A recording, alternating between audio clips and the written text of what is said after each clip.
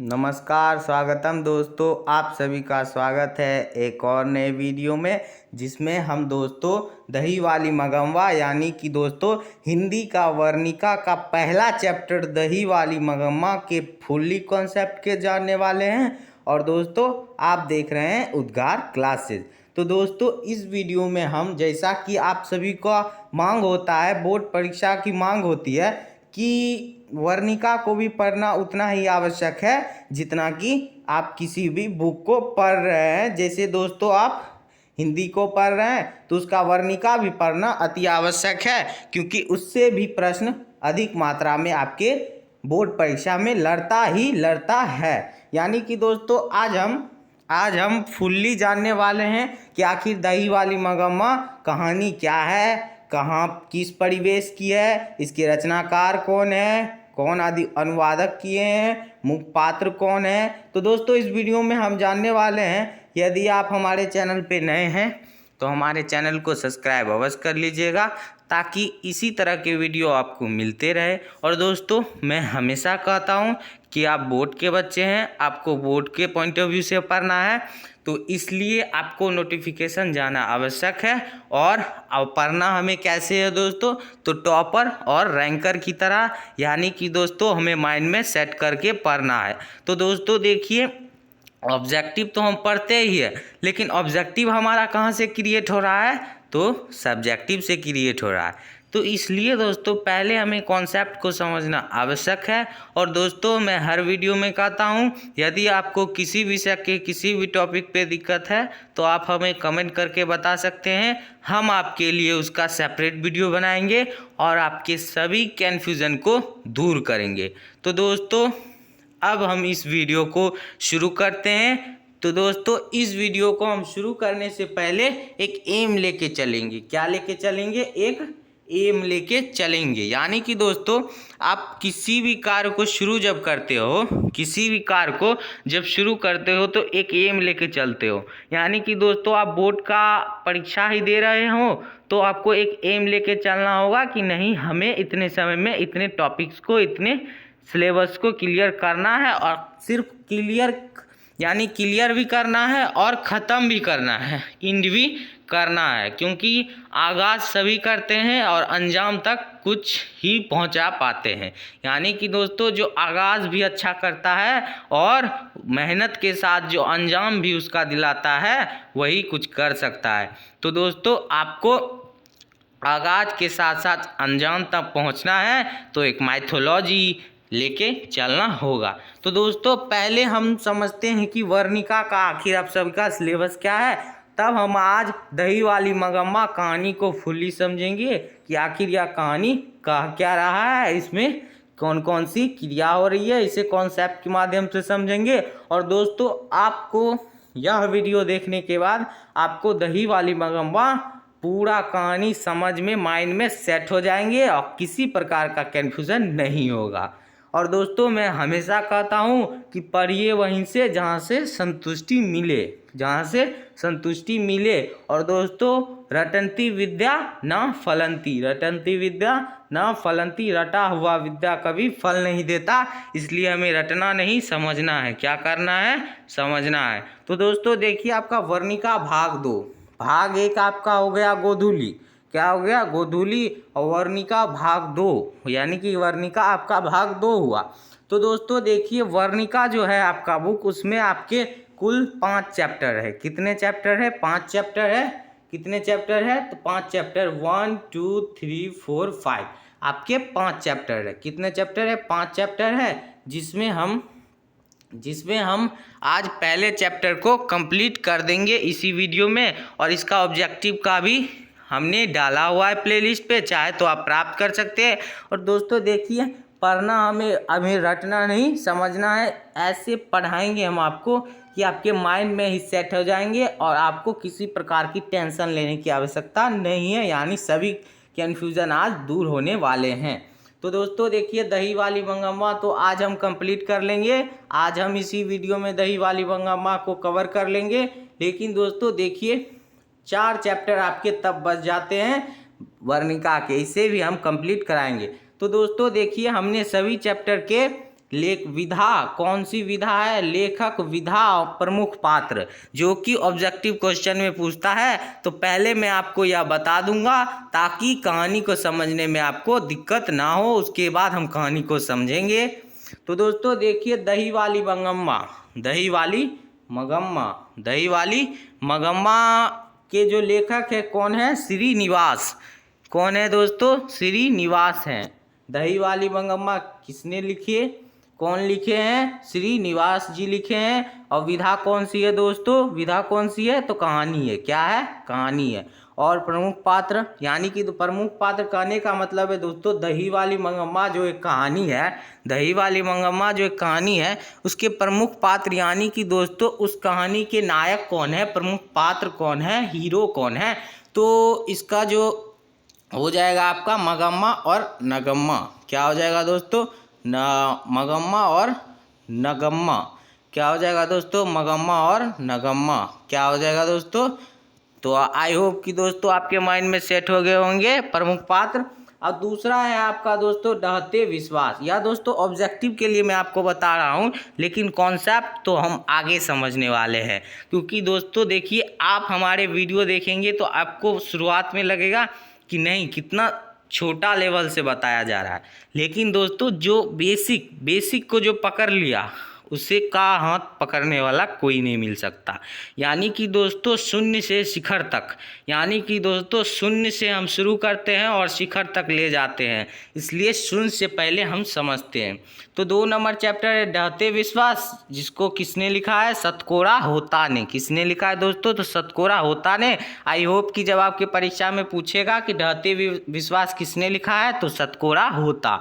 और विधा कौन सी है? तो कहानी है। देखिए दोस्तों, आपका वर्णिका में जो सभी चैप्टर्स हैं वो क्या है? कहानी है। क्या है? कहानी है। यानी कि एक कॉलम तो आपका यूं ही याद हो गया, माइंड में सेट हो गया, सभी क्या है? कहानी है।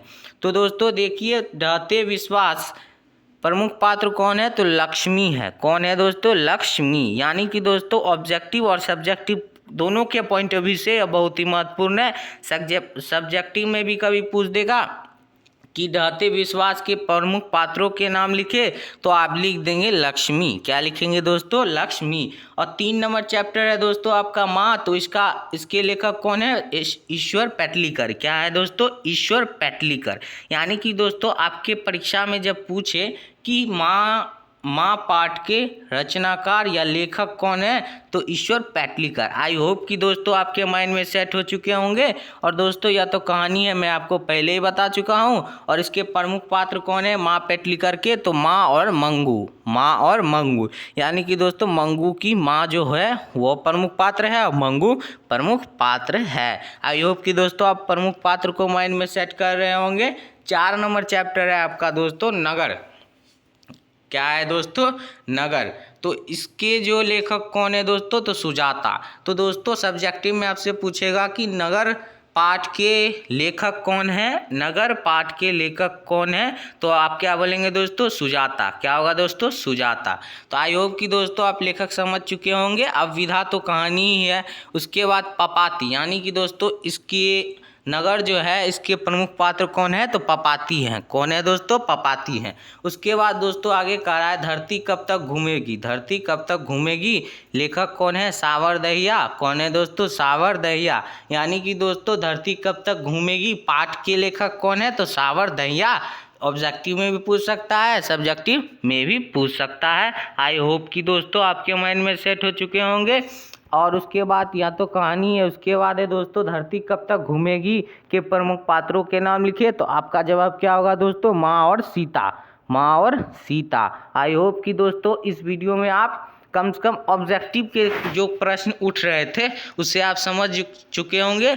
अब हम आगे पढ़ेंगे। आप इतना तक यह समझ चुके होंगे। अब आगे हम पढ़ने वाले हैं, दोस्तों। आगे क्या पढ़ेंगे? तो आगे पढ़ेंगे दही वाली मगम्मा फुल्ली कॉन्सेप्ट की आखिर यह कहानी क्या है, किस प्रांत की है, लेखक कौन है, अनुवादक कौन है, क्या हुआ नहीं हुआ, सब जानेंगे दोस्तों।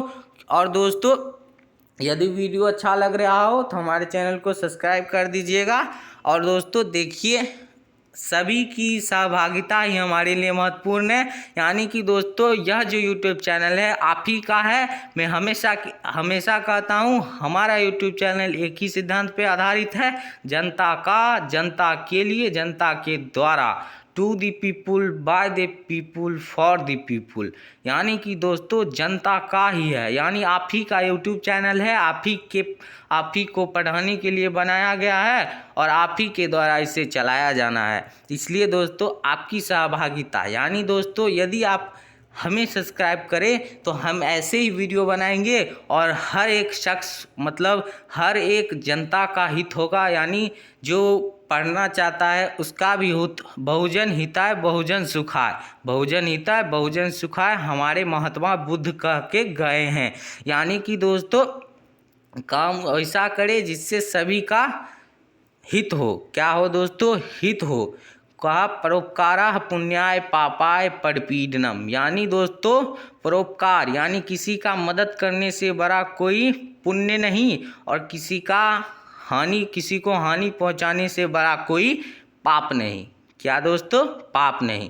तो यानी कि दोस्तों किसी का हानि तो जीवन में नहीं पहुंचाना चाहिए, लेकिन बहुजन हिताय, समाज का सुख होना चाहिए।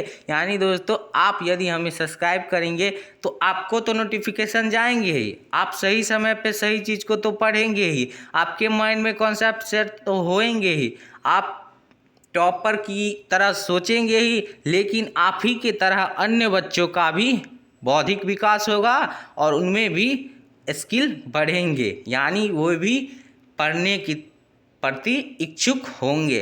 तो इसलिए दोस्तों सभी के हितों को सोचना चाहिए। तो दोस्तों आगे हम पढ़ेंगे दही वाली मगम्मा। क्या पढ़ेंगे दोस्तों? दही वाली मगम्मा, जिसके लेखक है श्रीनिवास, विधा है कहानी और प्रमुख पात्र है मगम्मा नगम्मा।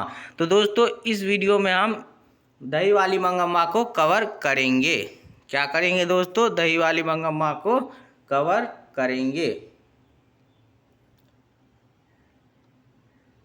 तो दोस्तों इमेज के माध्यम से दोस्तों आपको कुछ इस प्रकार हम बताएंगे कि आपके माइंड में सेट होने वाले हैं। क्या होने वाले हैं दोस्तों? तो आपके माइंड में सभी कॉन्सेप्ट सेट होने वाले हैं। तो दोस्तों यह कहानी जो है, एक गांव है। क्या नाम है उस गांव का? उस गांव का क्या नाम है दोस्तों? तो उस गांव का नाम है वेंकटपुर। क्या है दोस्तों? वेंकटपुर। यानी कि दोस्तों यह जो कहानी है, या तो मैं दोस्तों आपको बता चुका कि इसके लेखक कौन है, तो श्रीनिवास। कौन है दोस्तों? श्रीनिवास। कौन है दोस्तों? श्रीनिवास जी हैं इसके लेखक। श्रीनिवास जी इसके लेखक हैं। श्रीनिवास जी इसके लेखक है। यानी दोस्तों पूछे कि दही वाली मगम्मा कहानी के लेखक कौन है, तो श्रीनिवास। कौन है? तो श्रीनिवास। और किस परिवेश की कहानी है दोस्तों दही वाली मगम्मा? दही वाली मगम्मा किस परिवेश की कहानी है? यानी कि दोस्तों आप भी किसी परिवेश में रहते होंगे, जैसे हम सब बिहारी हैं तो हम बिहार परिवेश के रहने वाले हैं। किस परिवेश के रहने वाले हैं? तो बिहार परिवेश के रहने वाले। ठीक उसी प्रकार यह जो कहानी हम बताने वाले हैं दही वाली मगम्मा, यह किस परिवेश की है? किस परिवेश की है? तो कन्नड़ है। कैसी है दोस्तों? तो कन्नड़, यानी कर्नाटक की है कहानी। यह दही वाली मगम्मा कहाँ की है दोस्तों? कन्नड़ की है। कन्नड़ की है। कन्नड़ की कहानी है दही वाली मगम्मा। और किस गांव की कहानी है? तो वेंकटपुर। किस गांव की कहानी है दोस्तों? यानी कि दोस्तों दही वाली मगम्मा की, दोस्तों चाहे तो आप इसे पॉइंट वाइज लिख सकते हैं, लेकिन दोस्तों आप सिर्फ हम जो बोल रहे हैं उसे सुनते जाइएगा, एक फिल्म के टाइप से सुनते जाइएगा, आपके माइंड में सेट हो जाएंगे। तो दोस्तों यह किस परिवेश की कहानी है? तो कन्नड़ है। और किस गांव की कहानी है? तो वेंकटपुर। वेंकटपुर। यानी दोस्तों यह किस गांव की कहानी है? तो वेंकटपुर की कहानी है। और दोस्तों यहाँ से एक ऑब्जेक्टिव क्वेश्चन आपसे पूछा जाएगा, कि दही वाली मगम्मा के अनुवादक कौन है? यानी कि दोस्तों कई ग्रंथ होते हैं, जैसे अपना वेद ही है, संस्कृत में लिखा हुआ था, तो कोई ऋषि, कोई महान पुरुष थे जो उसे हिंदी में ट्रांसलेट करके हमारे सामने बताए कि नहीं, राम जी ऐसे थे, वैसे थे, सीता जी ऐसे थे, यानी कि इतिहास को बताए ट्रांसलेट करके। तो ठीक उसी प्रकार यह जो कहानी है यह कन्नड़ में लिखी गई थी, तो इसे हिंदी में आखिर हमारे वर्णिका चैप्टर में किसने अनुवादित किया? किसने अनुवादित किया? तो B.R. नारायण, B.R. नारायण ने अनुवादित किया था दही वाली मंगम्मा चैप्टर को। कौन दोस्तों? B.R. नारायण। आई होप कि दोस्तों आप समझ चुके होंगे। यदि पूछे प्रश्न में कि दही वाली मंगम्मा के अनुवादक कौन है, तो B.R. नारायण। आई होप कि दोस्तों आप समझ चुके होंगे। तो दोस्तों अब हम इस कहानी को शुरू करते हैं दोस्तों। तो दोस्तों यह जो कहानी है एक गांव वेंकटपुर की है। कौन से गांव की? तो वेंकटपुर की है। तो दोस्तों यह गांव किस गांव की है? तो वेंकटपुर की है। और किस परिवेश की है? तो कन्नड़ कहानी है यह आप समझ चुके होंगे। आगे हम समझते हैं। तो दोस्तों यह कहानी जो है एक दही बेचने वाली मगम्मा की है। किसकी है? तो मगम्मा की है। यानी कि दोस्तों मगम्मा जो है, मगम्मा देखिए दोस्तों, आप इमेज के माध्यम से समझ सकते हैं। यह मगम्मा है। मगम्मा जो है दही बेचा करती थी। क्या बेचा करती थी? तो दही बेचा करती थी और आसपास के क्षेत्रों में जाके दही बेचा करती थी। कन्नड़ यानी कर्नाटक में आसपास के क्षेत्रों में दही बेचा करती थी। यानी कि दोस्तों मगम्मा जो थी वह दही बेचा करती थी और उसकी बहू का नाम था नजम्मा। क्या था दोस्तों? नजम्मा नाम था। यानी कि दोस्तों मगम्मा की बहू का नाम नजम्मा था और नजम्मा का एक पुत्र था। क्या, कितने पुत्र थे? तो नजम्मा के एक पुत्र थे। यानी कि दोस्तों मगम्मा का एक पोता था। क्या था दोस्तों? एक पोता था। और मगम्मा का, यानी दोस्तों मगम्मा का एक बेटा था। क्या था दोस्तों? मगम्मा जो दही बेचती थी उसका एक बेटा था और उसकी बहू थी और उसके बेटे का एक बेटा था, यानी उसका एक पोता था। यानी कि दोस्तों उसके परिवार में कुल कितने लोग थे? उसके परिवार में कुल कितने लोग थे? तो 3 लोग थे। कितने लोग थे? 3 लोग थे। उसका बेटा, उसकी पत्नी और उसका पोता, 3 लोग थे। तो दोस्तों वह जो दही बेचा करती थी उसका जो सभी रुपया जो जमा होता था तो वह दे देती थी। किसे देती थी? तो अपने बेटे और बहू को। किसे दे दिया करती थी? तो बेटे और बहू को। क्योंकि दोस्तों देखते होंगे कि कोई घर का मालिक होता है तो लोग उसे भी पैसा रखने देते हैं। तो मगम्मा भी थी कि नहीं, दे देते हैं, यानी वह रखने के लिए दे देती थी अपने बेटे और बहू को। तो दोस्तों यानी कि यह बहुत ही मेहनती थी, दही बेच कर पैसा देती थी। तो एक दिन की बात है दोस्तों कि मगम्मा जब दही बेच कर आती है, मगम्मा, तो इमेज की माध्यम से दोस्तों हमने आपको समझाने की कोशिश की है। इमेज की माध्यम से मगम्मा एक दिन दही बेचकर जब आती है, तब देखती है कि उसकी बहू नजम्मा जो है उसके पोते को मार रही होती है। यानी दोस्तों यह नजम्मा है और अपने पोते को मार रही होती है। यानी कि दोस्तों उसका मगम्मा का जो पोता था, उसकी बहू जी थी अपने उसके पोते को मार रही थी। क्या कर रही थी? मार रही थी। यानी कि नजम्मा अपने बेटे को मार रही थी। तो दादी तो दादी होती है दोस्तों, स्वाभाविक है कि दादी पे असर पड़ेगा। तो मगम्मा बोली कि तुम क्यों मार रहे हो, यानी उसके पोते को क्यों मार रहे हो, यानी कि बच्चे को आखिर तुम क्यों मार रहे हो।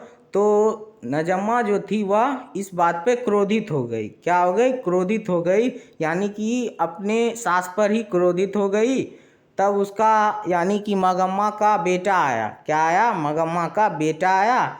तब मगम्मा का बेटा जो था, मगम्मा का बेटा जब आया तो नजम्मा ने अपने उसके बेटे यानी अपने पति नजम्मा जो थी अपने पति को भी जब अपने इस घटना के बारे में बताई कि ऐसी ऐसी बात थी, हमने इसे मारा और आपकी माँ ने हमें आके टोक दिया, तो उसका बेटा भी जो था अपनी बहू के ही साथ फेवर में था। यानी कि दोस्तों वो अपने पत्नी के ही फेवर में था, अपनी माँ के विचार से सहमत नहीं था। तो इससे मगम्मा के हृदय में बहुत आहत हुआ। और इसका परिणाम क्या हुआ दोस्तों, आपको पता है? इसका परिणाम हुआ कि मगम्मा जो थी अलग से घर में खाना बनाती थी। यानी कि दोस्तों आप देखते होंगे, जब एकता नहीं रहता है घर में, जब घर में यूनिटी नहीं रहता है, यूनिटी यानी एकता जब नहीं रहता है, तो लोग घर में अलग अलग खाना बनाकर अपना अपना खाते हैं। तो ठीक वैसा ही हुआ। यानी कि दोस्तों नजम्मा, उसका पति और उसका बेटा तीनों अलग खाना बनाते थे और मगम्मा अलग खाना बनाने लगी और खाने लगी। तो यानी कि दोस्तों आपको याद रखना है, ऑब्जेक्टिव के क्वेश्चन में पूछेगा कि पूछेगा आपसे ऑब्जेक्टिव के क्वेश्चन में मगम्मा किस वक्त खाना बनाती थी। यानी दोस्तों लड़ाई हुआ, यानी कि जब वो दोनों अलग हुए, मगम्मा और उसके बेटे अलग हुए, यानी दिल से अलग हुए और खाना भी अलग जब बनाने लगे, तो मगम्मा ने सर्वप्रथम खाना किस समय को बनाया था। समय का कहने का मतलब है दोस्तों सुबह शाम या दोपहर। तो दोस्तों आपको याद रखना है, मगम्मा ने सर्वप्रथम दोपहर को खाना बनाना शुरू किया था, खाना सर्वप्रथम दोपहर को बनाया था। और कभी कभी दोस्तों दोस्तों या तो प्रश्न आप समझ चुके किस समय को बनाया था, तो दोपहर को बनाए थे मगम्मा खाना। तो दोस्तों एक और प्रश्न पूछेगा आपसे कि मगम्मा ने किसके लिए दाल का हलवा बनाया, यानी मगम्मा जो थी, जो दही बेचती थी, जब वो अलग हो गई तो उसने किसके लिए दाल का हलवा बनाया, तो अपने पोते के लिए दाल का हलवा बनाया। यानी कि दोस्तों मगम्मा जो थी, यानी दादी तो दादी होती है, तो इतने बात के बाद भी वह अपने पोते के लिए क्या बनाई, दाल का हलवा बनाई। तो यानी कि दोस्तों धीरे धीरे मतभेद बढ़ते गए। यानी उसकी बहू मगम्मा की बहू और मगम्मा एक दूसरे के प्रति हमेशा ईर्ष्यापूर्ण रहती थी, एक दूसरे को देखने को नहीं मांगती थी। लेकिन दोस्तों दादी तो दादी होती है, पोते पर हमेशा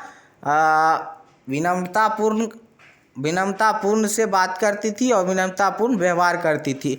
लेकिन नजम्मा और मगम्मा में व्यवहार ठीक नहीं था। तो क्या हुआ दोस्तों, जब उसका बेटा और मगम्मा अलग हो गए, तो मगम्मा तो दही बेचती थी, वह तो अपना कार्य स्वयं करती थी और पैसा कमाती थी। और जब पहले पैसा कमाती थी दही बेचकर, तब वो किसे देती थी, तो मगम्मा को देती थी, नजम्मा को देती थी। किसे देती थी, अपने बहू नजम्मा को देती थी पैसा। क्या देती थी दोस्तों, नजम्मा को पैसा देती थी। लेकिन दोस्तों जब वह अलग हो गए, यानी जब वह अलग हो गई, तब दही जो बेचती थी उसके बाद जो पैसा होता था वह बच जाते थे, तो वह क्या करते थी, तो वह अपने आप में खर्च कर देती थी। खर्च कर देती थी। तो इसी के दौर में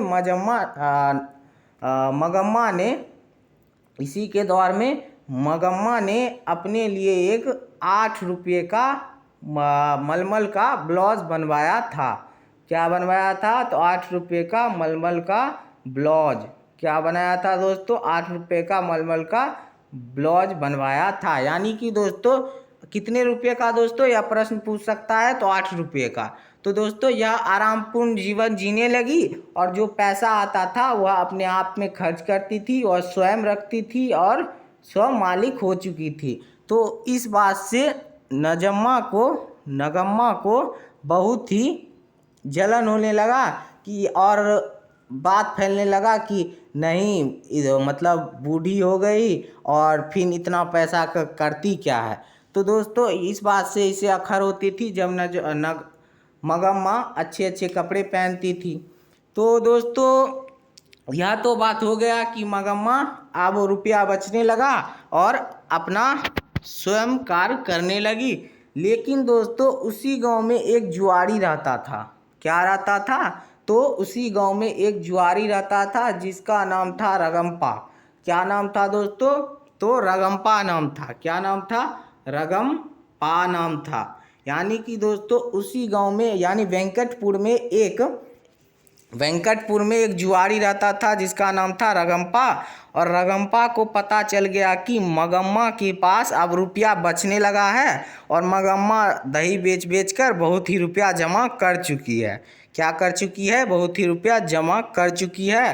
तो मगम्मा जब एक दिन दही बेच रही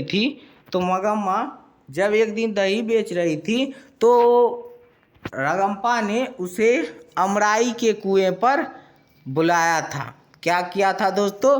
तो दोस्तों जब मगम्मा जब दही बेच रही थी तो रगम्पा ने उसे अमराई के कुएं पे रोक दिया और कुछ पैसे की मांग करने लगा कि हमें कुछ उधार दे दो, हम फिर वापस कर देंगे। उधार दे दो और कुछ दिन के बाद वापस कर देंगे। यानी रगम्पा तो ठग था। क्या था? जुआरी था, ठग था। यानी चाहता था या क्या कि मगम्मा जो कमाती है जमा हो गया उसका ठग लेते हैं। लेकिन दोस्तों दोस्तों यह भी प्रश्न ऑब्जेक्टिव में पूछ सकता है कि रगम्पा मगम्मा से कहाँ मिला करता था? तो अमराई के कुएं पर। यानी कि दोस्तों इस रगम्पा जो था वह मगम्मा से रुपये ऐंठना चाहता था और उसे ठगना चाहता था। लेकिन मगम्मा ने उसे एक फूटी कौड़ी नहीं दी। तो दोस्तों इसी के साथ आपका पहला चैप्टर दही वाली मगम्मा खत्म होता है। यही आपका चैप्टर था दोस्तों, दही वाली मगम्मा। आई होप कि दोस्तों आप इस वीडियो में समझ चुके होंगे कि दही वाली मगम्मा चैप्टर क्या था, इसके पात्र कौन थे, किसने किसको क्या किया। यानी कि दोस्तों आप इस कहानी को फुल्ली समझ चुके हैं। आई होप कि आप इस चैप्टर को माइंड में सेट कर चुके होंगे और इस पॉइंट ऑफ व्यू से सेट कर चुके होंगे कि यदि आपको कहीं भी किसी भी समय किसी प्रकार का प्रश्न पूछा जाए तो आप हिचके नहीं और सही जवाब दे पाए। और दोस्तों देखिए पढ़ाई कैसी होनी चाहिए? तो रटना नहीं समझना है, जैसा कि हमारा स्लोगन है। तो दोस्तों आई होप कि आपके माइंड में सेट हो चुके होंगे दही वाली मगम्मा। तो दोस्तों वर्णिका का पहला चैप्टर तो आपका कॉन्सेप्ट का ख़त्म हो चुका है और ऑब्जेक्टिव भी मैं जो बन रहा था मैंने आपको बता दिया है। चाहे तो आप हमारी प्लेलिस्ट से इसका ऑब्जेक्टिव का भी वीडियो ले सकते हैं। और दोस्तों इससे बहुत ही क्वेश्चन आपके परीक्षा में लड़ने ही वाला है। यानी कि दोस्तों आपके सारे टेंशन सॉल्व हो चुके हैं। तो दोस्तों यदि वीडियो अच्छा लगे तो हमारे चैनल को सब्सक्राइब अवश्य कर लीजिएगा ताकि आपको नोटिफिकेशन जाते रहे। और दोस्तों देखिए यह चैप्टर आपका बहुत ही महत्वपूर्ण था जो कि आपका क्लियर हो चुका होगा दोस्तों। और दोस्तों देखिए यदि आप किताब पढ़ने जाएंगे तो आप पढ़ते ही रह जाएंगे, आपके माइंड में सेट नहीं होगा। तो इसलिए हमने पिक्चर के माध्यम से आपको इमेज के माध्यम से समझाने की कोशिश की क्योंकि आपके माइंड में सेट हो जाए। और दोस्तों कैसे भी पढ़े बस माइंड में सेट हो जाए, इससे बड़ी बात क्या हो सकती है। और दोस्तों रटिए कभी नहीं क्योंकि टॉपर क्या करते हैं माइंड में सेट करते हैं और उसे एग्जीक्यूट करते हैं। क्या करते हैं? एग्जीक्यूट करते हैं। सिर्फ एग्जीक्यूट करने की एक बात होती है। तो यानी कि दोस्तों आपको सिर्फ समझना है, माइंड में सेट करना है। आप भी टॉपर बने, रैंकर बने, यही कामना करते हैं दोस्तों। और दोस्तों यदि आपको या तो मैं वर्णिका पढ़ा रहा हूँ, हिंदी पढ़ा रहा हूँ, यदि आपको किसी विषय के किसी भी टॉपिक पे दिक्कत है तो आप हमें कमेंट करके बताइए। हम आपके लिए सेपरेट वीडियो बनाएंगे और आपके सारे कॉन्सेप्ट को क्लियर कराएंगे। यही आपको कहते हैं दोस्तों। और आप विश्वास रखिए कि उसको हम प्रोवाइड कराएंगे ही कराएंगे। और दोस्तों हमारे YouTube चैनल का यानी दोस्तों उद्गार क्लासेस का बस यही सपना और हर घर से हो टॉपर अपना। तो दोस्तों पढ़िए टॉपर और रैंकर की तरह, यही कामना करते हैं दोस्तों। पढ़िए, खूब पढ़िए, अच्छे से पढ़िए, माइंड में सेट करके पढ़िए। धन्यवाद दोस्तों।